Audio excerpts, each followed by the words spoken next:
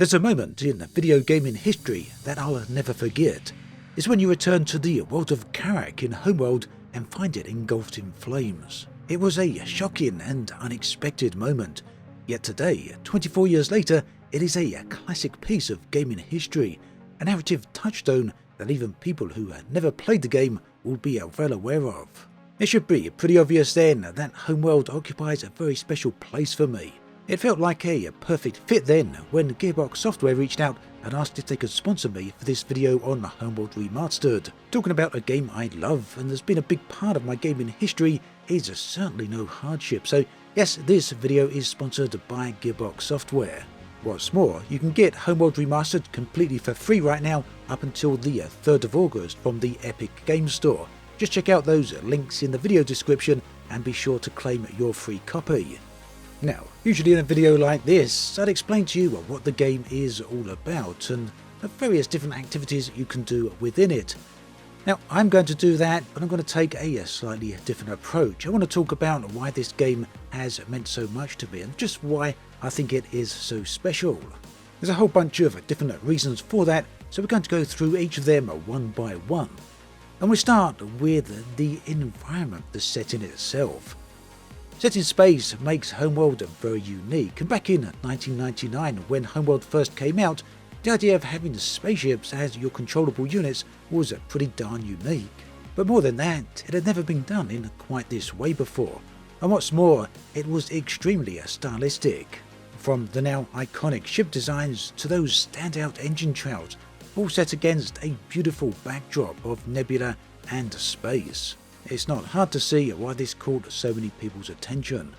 Now, the remastered edition of Homeworld and Homeworld 2 came out around about 8 years ago at this point, but even still, they brought the graphics of the original bang up to date, improving upon them vastly.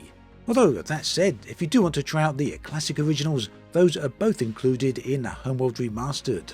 Now, as you progress through the game, you'll encounter different environments, and these really are stunning, especially in the remastered edition, and no one is going to forget the cathedrals of Kadesh once you get there. Not going to spoil too much about the story though, but yeah, these environments really are something else. The second thing that has always stuck with me with Homeworld is the amazing soundtrack. The music itself is hauntingly beautiful, and it always seems to hit the right notes, whether it's accompanying the parts of the narrative or just during regular gameplay. It's always there and just always very stand out.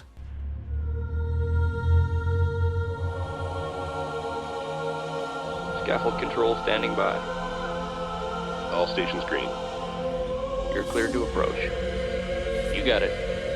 I really do feel then that the soundtrack speaks for itself, so yeah, enough said there. And we are going to get to the gameplay itself in just a moment, but Homeworld is certainly more than the sum of its parts, and I want to do that part of it justice as we talk through these things. Another component of that then is indeed narrative. Whilst at this point in our history I wouldn't say the story for Homeworld is entirely unique, I would say that it's put together in an extremely compelling way. Cutscenes have a great visual aesthetic to them with their black and white tones, and the narrator that you can find in both the cutscenes as well as throughout the game, the late Campbell Lane, has a very memorable performance. Deep inside the ruin was a single stone that would change the course of our history forever. Now, it may seem at this point that I have nothing but high praises to say for Homeworld.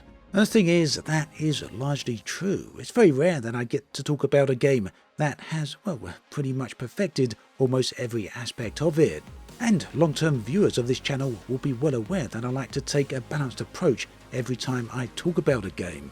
So yeah, Homeworld and Homeworld 2 really does occupy a very special place for me. I'm not going to pretend to be balanced or unbiased when it comes to this.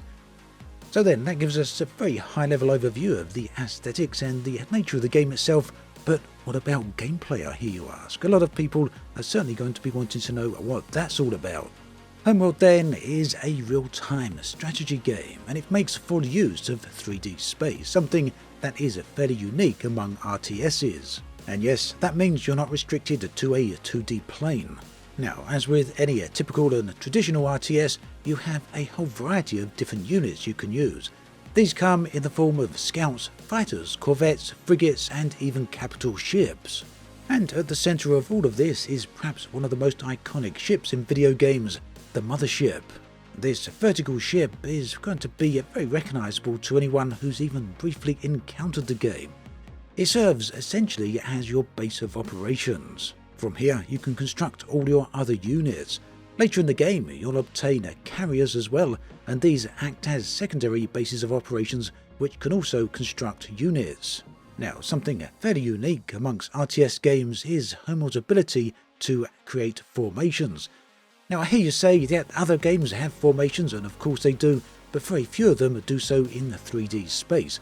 And when you add that third dimension in, it really does allow for some very different styles of formations and the ability to use them in quite interesting ways. Back in the classic versions of Homeworld, the intelligent use of formations really did make or break your chances of success. But that said, even with that in mind, formations do play a critical role in how you approach any situation. For example, one of my chosen tactics is to build up an entire fleet of ships and then use these as groups. Essentially using fighters, corvettes, frigates, as well as some of the larger capital ships all blended together in a single formation. Now, if you choose to opt for this approach, there's a few different ways you can do it. For example, you can have your larger ships at the fronts of the line, dealing all the damage, the significant damage, and taking many of the hits acting as armour for the back ships. Or you can put the fighters at the front, giving them the opportunity to penetrate deeply into enemy lines. Of course, the choice really is yours, and if you prefer, you can instead group together types of ships. So, for example, you can put together fighters, frigates, corvettes, all into their own separate, unique groups. Whatever way you choose to manage combat, however, resource collecting is a vital part of Homeworld. Resources then are generally collected from asteroids, and later in the game they can be collected from nebula and small clouds as well.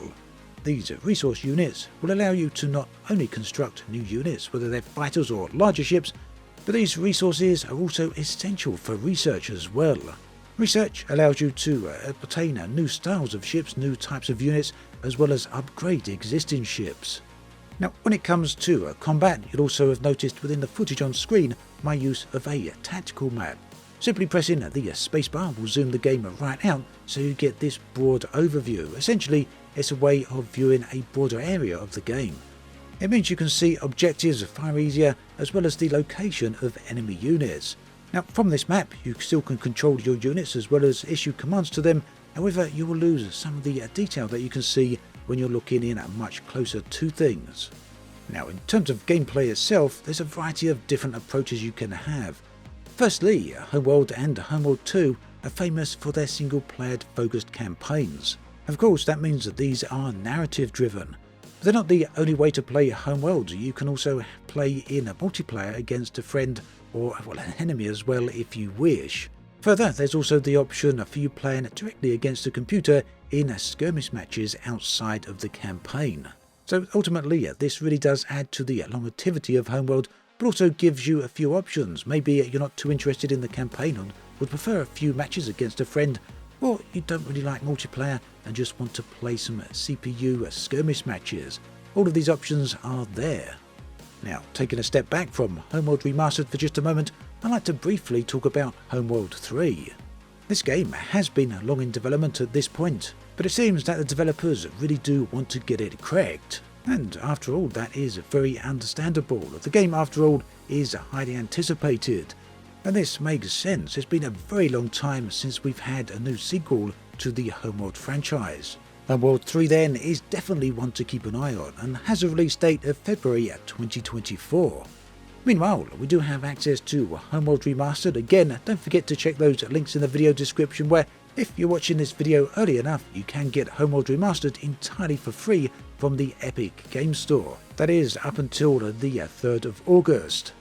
Ultimately then, as you may be able to tell, I really do feel that Homeworld is, well, more than the sum of its parts. This all comes from its visual aesthetics, its story, the way it's narrated, the epic and, well, haunting music, as well as of course the gameplay itself. It's very rare that a game comes together with so many moving parts in such a precise way. If you've ever played Homeworld and you were there for it back in 1999 or little bit later on for the sequel, do let me know in the comments section below. I'd love to hear from you.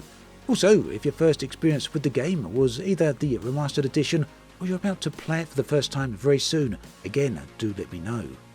As always, thanks for watching, and I'll catch you guys and girls next time.